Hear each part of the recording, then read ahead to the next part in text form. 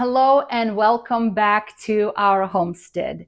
Today I had a chance to go in the back of my property and dig for some burdock root. Burdock root is a fantastic herb. Well, burdock, the entire plant can be used medicinally, but today I'm going to be focusing more on the root itself. And it's best to be harvested either late in the fall or early in the spring. Why? Because in the summer, all of the strength and all of the nutrients of the plant goes into growth, into green foliage, into growing flowers, seeds. So that's where all the nutrients going to be stored at. But in the winter months, as the plant is getting ready to survive the winter, all of the nutrients return to the root, and it's full of sugars to survive the winter.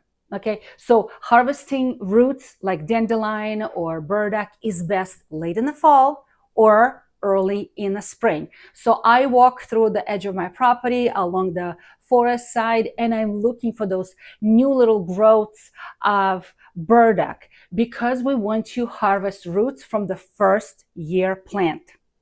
So as you know, burdock is a biannual plant, meaning that the first year it grows into foliage. A big, beautiful, soft, shiny on the top and very fuzzy and soft on the bottom leaves. And they can be used medicinally as well. But in the second year, it makes a shoot, a tall shoot, and it makes many little branches, and those pink to purple lavender type of flowers grow, which eventually turn into seed. And then in the fall, if you're walking your dog or if you're walking by yourself, and all those seeds, the spiky spurs, get attached to your clothing, and it's very difficult to pull out. I think that's where the word Velcro came from, because they were so sticky. They will stick to each other, and it's difficult to pull them apart. And that's how the seeds spread everywhere. So, like I said, the roots are best to be harvested from the first year plant because all of the nutrients will be in that root. Okay, but in the second year, it gave it all away. All of the strength and all of the nutrients went towards the flowers. So also, if you're going to be ordering this online, make sure that you get this from a good, reputable place, because there is a lookalike, belladonna, which can be toxic taken internally. So get it from a good herbal shop rather than on Etsy. Not everything is safe on Etsy when it comes to herbs. Just go harvest yourself, okay? Just get a shovel. You may break that shovel because those roots are so deep. And I broke every and single root. I couldn't get the whole thing out. It was just way too deep for me to dig. So I dug some roots. Some of them are thinner, some of them are thicker. I gave them a really good wash. See, the green foliage is coming through from the top. I gave them a really good wash and several running waters. And even though the skin still looks quite dark, they're nice and clean at this point, okay? So I am going to be preparing them into how I'm going to store them. I would like to share with you what is beneficial about burdock root and how we can use it for our health, okay? Burdock root is such a wonderful herb. You know, some herbal books call him a champion of healing or a universal healer. Why? Because it has so many wonderful properties. And I am so sad that we are forgetting these God-given natural medicines, and instead we always rely on a pharmaceutical, chemically produced medicines when we have the natural ones available as well. So I'm going to peel this root, and I'm just going to use a regular peeler. I know sometimes it's not necessary, but I feel like I want to, just to make sure that if anything impurities left, that I will remove it. But it's really not necessary. You can leave the root intact just like this and just chop it up.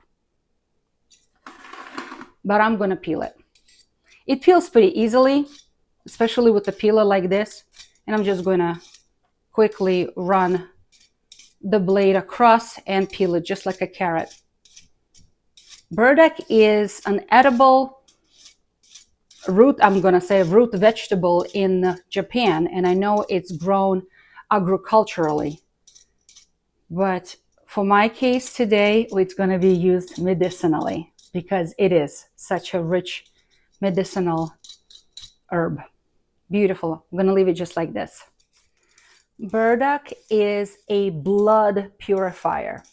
What that means is just it stimulates the lymphatic drainage, allowing faster detoxifying the blood, detoxifying impurities, because it's a rich, very rich antioxidant. So it's removing all the free radicals, and it's just a powerhouse when it comes to detoxifications. And it has some benefits to detoxify for some cancers as well. Also, it is an anti-inflammatory. So it's a little woody at the top. So for skin issues, it helps with inflammation and antibacterial for eczema, psoriasis, acne. It can be applied topically, and it can be taken internally as a decoction. And we're going to talk about that in a minute. It's a digestive aid because burdock is a natural bitters, so it promotes digestion. But also, because it's so high in inulin, and we're going to talk about inulin in a minute, it helps with as a prebiotic. Prebiotic is going to feed the good gut bacteria, okay? It helps to lower cholesterol. It helps to, blood sugar management. So because of the inulin, it also helps with controlling insulin levels, and helps you to make you feel full longer, and it helps with weight loss. All right, what else? It is a natural diuretic, meaning that it's going to help your kidneys to detoxify as well.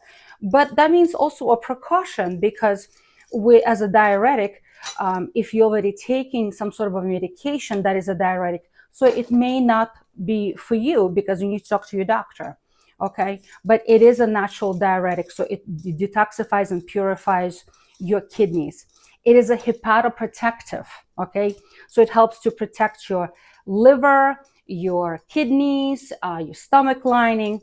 So it has a lot of those wonderful organ protective properties. But like I said, it's a wonderful daily detoxifier. All right, so I'm just going to make a little pile over here. It just has so many wonderful ingredients, but there's two ingredients that are the most active when it comes to helping our health. So what are they?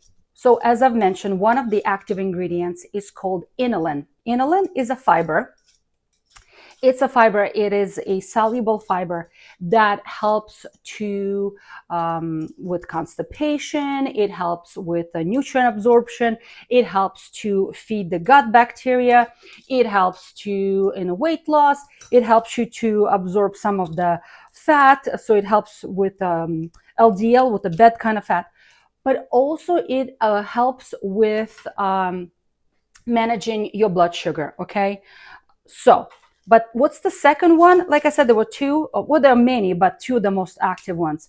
The second one is called chlorogenic acid. It's a polyphenol, and how it works, it has an enzyme that actually helps your body not to raise blood pressure. Isn't that crazy? It's absolutely crazy, I think. Also, it activates GABA receptor, so it helps with anxiety.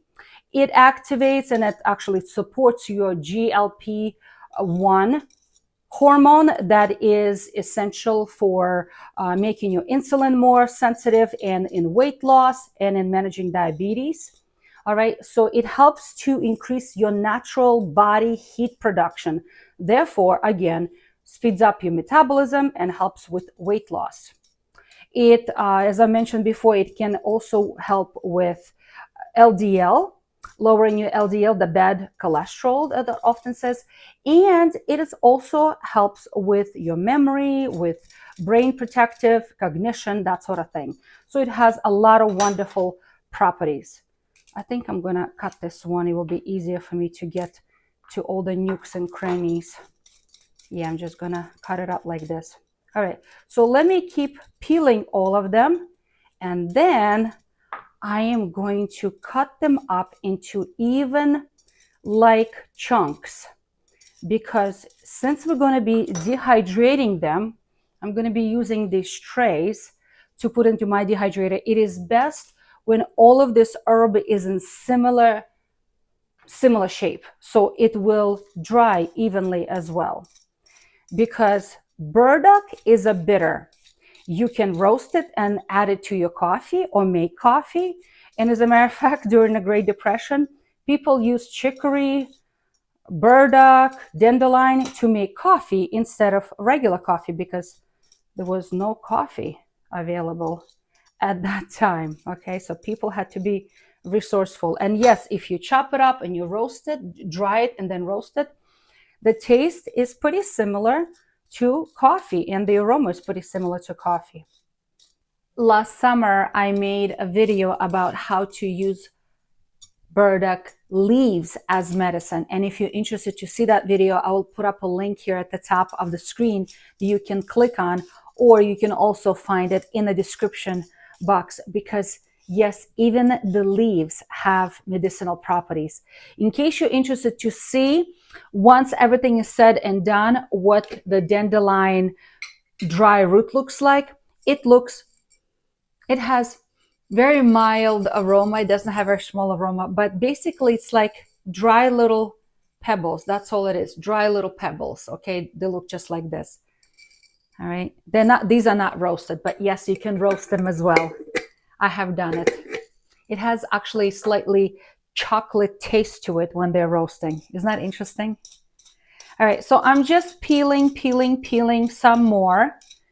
It's funny how I could not dig up a whole root at all. Not one of them. They all broke on me because they're so deep, so deep. And because they're so deep, that means they're pulling all of those nutrients from deep from the soil. So make sure that when you go harvesting your own burdock, please go to clean ecological place. You don't want to be near the road anywhere where there's a water run down from the roads, because a lot of pollution runs down, and that's the last thing you want in your home remedies. You want this to be clean, organic products. So make sure you go to clean places, far away from any kind of industry, from any kind of roads or houses, anything like that. Far away. Once the dandelion is dry, we can make a decoction out of it. Decoction is a tea that is actually boiled, okay? So I put 1 tablespoon in a cup. You can do less. You can do just 1 teaspoon, but I'm doing a tablespoon. And I'm going to put it in a cup of water, and I'm going to put a cover on.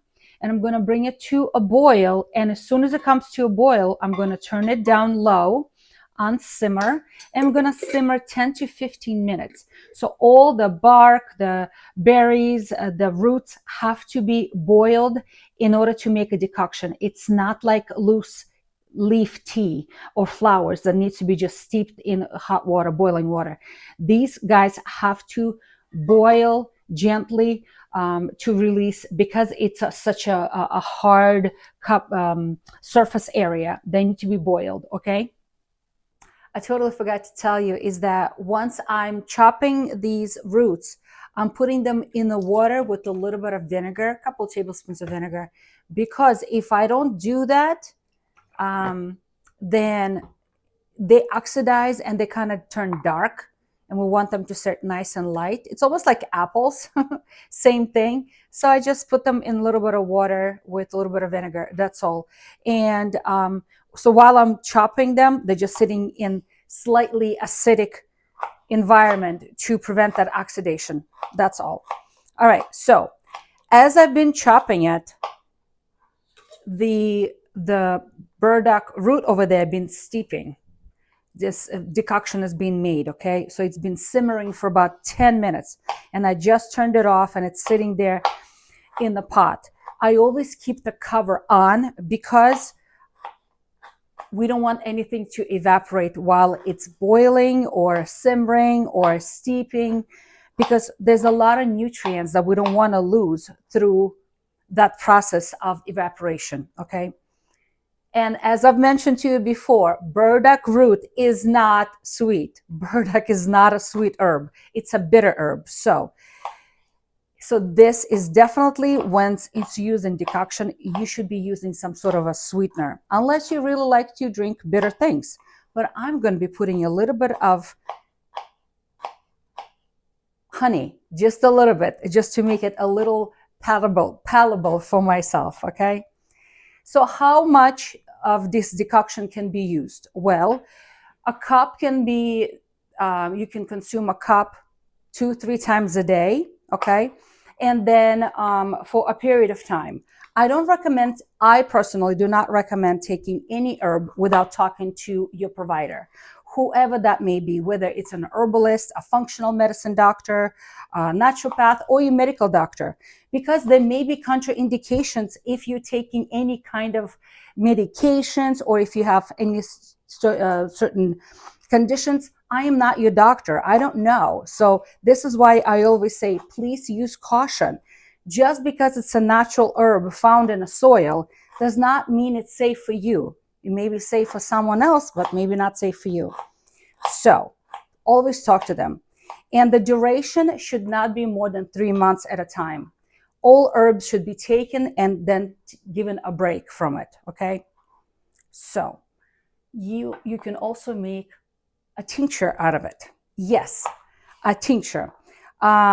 Because it's a root, I recommend using a stronger alcohol, not vinegar and not 40% vodka. It should be 100 proof vodka, okay? 100 proof vodka, because you need something stronger to make it. And then if we're using a dry plant material, the ratio is 1:5, meaning 1 part by weight of dried herb, okay? 1 part, and then 5 parts of alcohol. And it should be sitting and steeping, doing its maceration in a dark closet somewhere for at least 6 to 8 weeks. I prefer 8 weeks.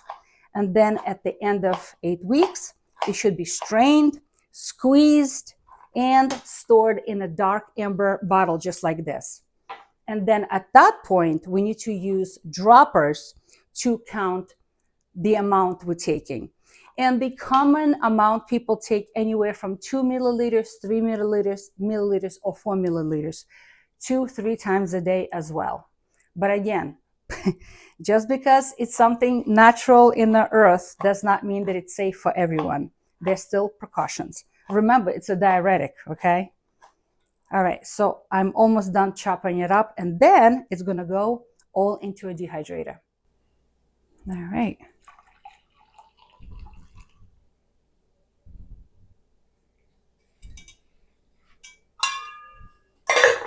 Beautiful. It's very earthy smell to it. I'm gonna flavor that with a little bit of honey.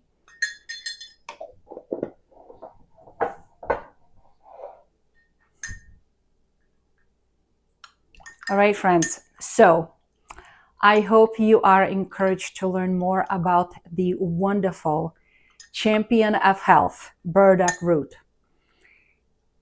There's a reason why every herbal book talks about burdock as one of those essential herbs in so many combinations of herbal teas.